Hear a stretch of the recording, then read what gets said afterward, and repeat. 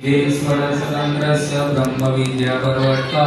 आसन्नोचेदनमटोष्पस्वरूपाचलसिरि प्रशान्तमूर्तिनिर्दोषुरसुरवादिमौन अतिकारुणनयनं बुद्ध्वादपर्वत महाव्रत साधुशील साधुविग्रहपूजक अहिंसयज्ञप्रस्तोदासाकार ब्रह्मवर्णनं स्वामिनारायण स्वामी कालदोषि निवारक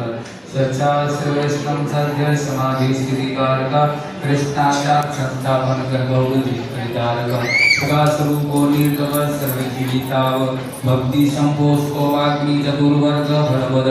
निर्मत्सरो भक्ति वर्मा बुद्धिदाता पावन अबुद्धि हृदय ब्रह्मदाम स्वपराजित आसमुद्रांतस कीर्ति सिद्ध संतृप्ति मोचन उदार सहजानंद साध्वी धर्म परवर्तक कंदर्प दर्पणो वैष्णव क्रतु कारक